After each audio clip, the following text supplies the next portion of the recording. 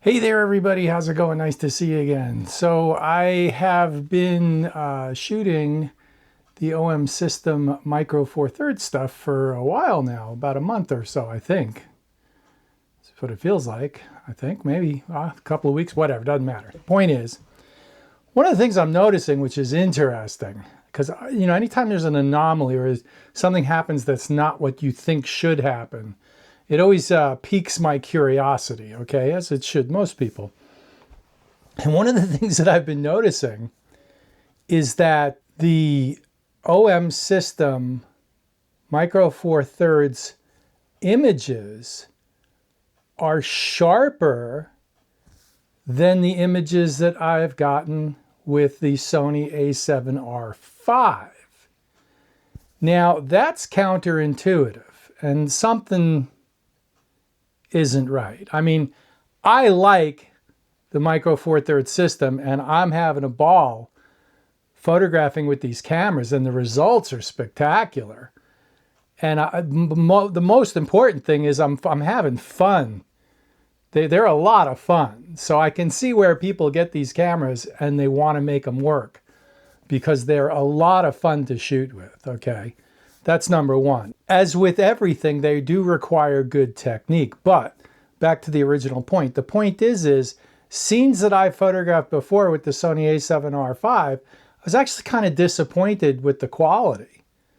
And not disappointed. I mean, it was totally usable, but it wasn't the jump up in image quality that I thought a 60 megapixel 35 millimeter sensor size camera should have.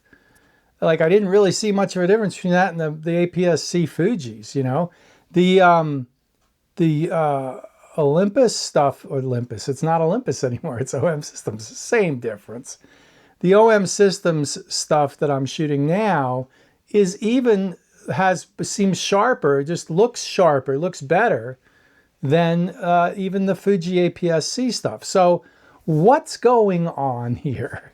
But most importantly, you would expect that Sony a7R5 stuff to be like top of the range, right? Be just the cat's meow, meow, meow. So let me show you what I'm talking about. So I took a trip up to Walla Walla, Washington. On the way up there's that historic Lutheran church. And I really like this scene. It's a great test scene. But I cropped a 24 by 65 from a non-high resolution. This was the OM5 Mark II. And this was the Olympus 45 1.8, I believe it is. So yeah, I just cropped it to 24 by 65 aspect ratio and printed it on 16 by 20 paper. So this is a very severe crop, printed 20 inches wide almost. I think, yeah, 20, because this is 17 by 22 inch paper. And then I printed another one. Color's a little off on this, but I printed another one just for kicks and giggles of the full scene. And the crop's the same. I mean, it's not a crop. I just included the sky in the bottom. So, and I did that in color. And you can't see it where you're at, but I'm used to shooting this scene it's a test scene for me, and I'm used to shooting it. And I'll tell you right now, it's sharper than the images that I took. And it's not that over-sharpened Micro Four Thirds look. That's not what I'm talking about. If anything, people try to overcompensate because they are insecure about having a small sensor. And to a certain extent, the cameras overcompensate also. I turn the sharpening down on my JPEGs in my Micro Four Thirds cameras because it's a little aggressive. But that's true of a lot of cameras. But it seems to be pretty predominant with the Micro Four Thirds cameras. Anyway, and I've been thinking about it, like, why would the Micro Four Thirds images, the image quality, be better? Why would it be sharper? And the answer comes down to, I remember a long time ago, and I haven't heard anyone else say this, but a long time ago when the Nikon D800 came out, it was a big deal because it had what at the time was considered to be extreme resolution. because it had a 36 megapixel, 35 millimeter size sensor. And people were so obsessed with the resolution from this thing because it was so groundbreaking that they came out with the Nikon D800E, which did away with the low pass filter. And the results are still up on dpreview.com. And what was interesting at the time, and is still interesting today, is they said the difference between the D800 and the D800E would only be seen with impeccable technique, because the resolution was so high that everything else had to be perfect. And then you had to use the right aperture on the lens, and then the lens had to be up to it too. In other words, every link in the chain for high resolution had to be perfection. And then you could see a slight difference between the D800E and the D800. The same thing, I believe, was said when Canon came out with that 5DS, the camera with the really high megapixels. And so all of that seems to have been swept under the rug, and people just take it for granted now that 45 megapixels on a 35 millimeter size sensor is the norm now. And people just take it for granted. But what I don't think people understand clearly, that in order to see or experience the full potential of those super high resolution cameras, a chain is only as strong as its weakest link. All your ducks need to be in a row. Everything, you have to have impeccable technique, the best lenses,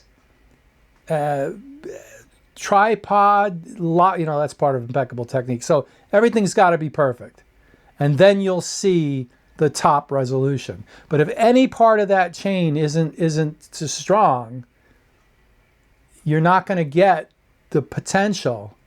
You're not going to realize the potential of the equipment you're using. So the point that I'm trying to make is there's a photographer, I don't want to name names because I'm not putting them down, I'm just saying. There's a photographer I know who I like a lot, who shoots an A7R4, 60 megapixels, and he puts like these knockoff lenses on it. He's not using the Sony G Master top-of-the-line lenses. The lenses he's using, I'm sure, are good. Well, they're okay. They're not great. He's using these super zooms, 2024 to 200. So, and Nigel Danson does that. I will name him. He does the same thing. He's using a super zoom on his Z8, 45 megapixel, whatever. The point is that chain's only as strong as his lens is. It's not, the camera's capable of all kinds of resolution. That lens isn't. And it's not that the lens is garbage. The lens is really great for what it is.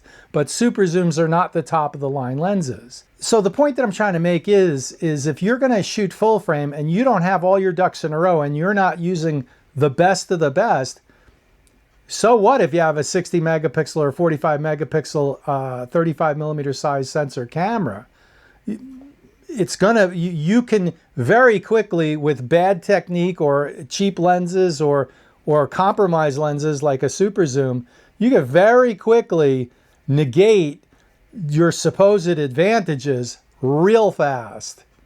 And then something like a Micro Four Thirds camera with a 20 megapixel sensor with a top of the line Pro OM system lens can produce a better image quality. So ultimately on paper, yeah, there's no doubt about it. I mean, we know this, right? It's not, this isn't like groundbreaking. A 35 millimeter size sensor camera with 60 megapixels with impeccable technique and top of the line glass is going to be better than a smaller sensor camera with impeccable technique and top of the line glass. However, every life is a compromise, and sorry, welcome to the real world. A Sony G Master 24-70, which is unimpeachable in terms of image quality. I think it's a, you know, the Mark II is supposed to be spectacular. It gets rave reviews. It's 695 grams of weight, and it's $2,500, $2,400. That's the lens you need if you want a zoom lens that's going to get you the 60 megapixels worth of resolution on your A7R5 or A7R4. Otherwise, don't bother buying an A7R5 or an A7R4, because you're much better served with a less expensive camera with better glass. Like an OM Systems OM1 Mark II, which is smaller and lighter. It's 800 grams, so 200 grams more for an OM1 Mark II body with the 12-24 F2.8 Pro OM Systems lens, which is the equivalent of the 24-70 G Master. And what I'm saying is it's top of the line, best in class, as good as it gets. And I'll tell you right now, and I know for a fact, because I've done it and I've seen it and I've experienced it, an OM1 Mark II with a micro four thirds sensor, 20 megapixels, with the 12-45 f4 Pro OM Systems lens, or the 12-40 f2.8 Pro OM Systems lens, is going to give you better, higher quality images than a Sony a7R5 with a lesser quality lens. Like, for example, the lens that I was using was the 24-70 f4 Zeiss lens, which is an excellent lens, but it's not up to the Sony G Master resolution. I was happy with the image quality. The image quality was usable, but it's not as sharp, and the resolution isn't as good as a micro four thirds sensor camera with a better lens. But I find that to be a very interesting finding. So now, if you've got a Sony a7R5 with a 24-70 G Master, and you're happy with the cost, the size, and the weight, because that's what, $6,500, $7,000 for that rig? Yes, it is superior, and the image quality will be better. I don't know, I haven't tried it myself, but I'm going to make an assumption here, and I don't think anybody's going to argue against this. I'm going to make the assumption that it is going to be better and give you a nicer image for bigger blowing up. You may not see a difference under 16:20. Okay, but I bet you it's going to equal up to 16:20 inch print a OM Systems OM1 Mark II with a 12-45 f4 Pro lens or 12-40 f2.8 Pro lens. But I was perfectly happy with the output of the Sony a7R5 and my 24-70 Zeiss lens. It did everything I needed it to do. The tonality and all the rest of it was really nice, and I got some great images with it. Okay, but the image quality that I'm getting out of the OM1 Mark II with the 12-45 f4 Pro OM System lens is superior for what I'm doing when I've done the same stuff and I compare them. So logically, you can see then if A equals B and B equals C, A equals C, but this isn't an equal thing, right? The combination that I was comfortable with in a Sony 35mm size sensor, high resolution 60 megapixel camera was not as good as my OM Systems OM1 Mark II with 12-40 2.8 Pro lens or 12-45 f4 Pro lens.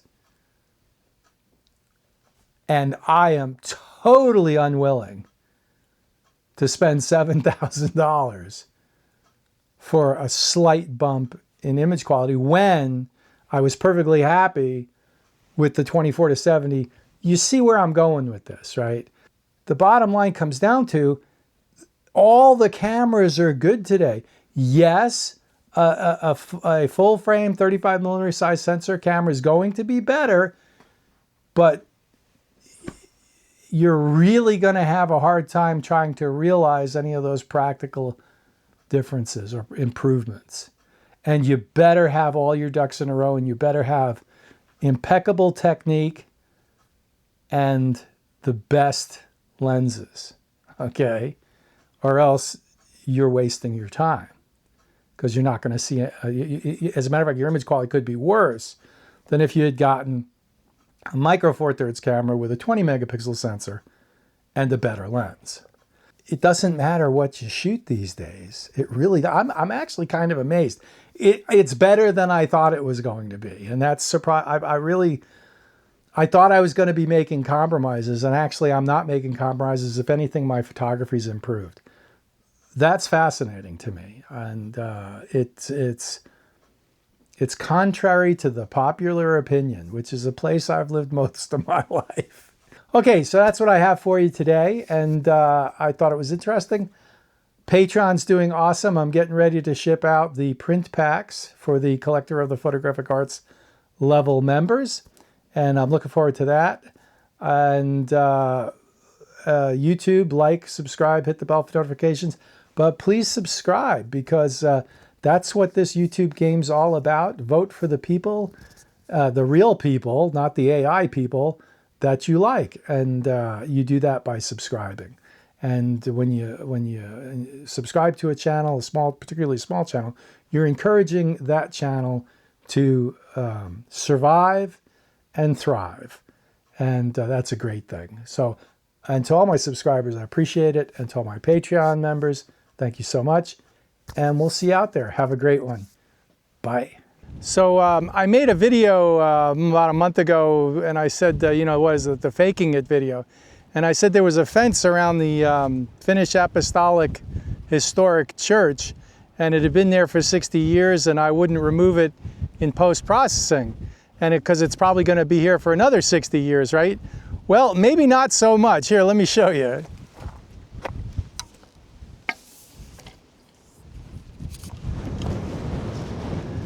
So I think what happened is the sagebrush that collected on the fence and the wind got too much for it. And so the sagebrush blocked the wind, and it pushed the fence over. And the sagebrush has actually been there. You can see it all the way down the road and in the other field there. I noticed this a couple of weeks ago when we came through here. But yeah, that's, so obviously that's the Finnish church. And Apostolic Lutheran Church, founded 1884, I think it was. Yeah, so I think it's time for a new fence.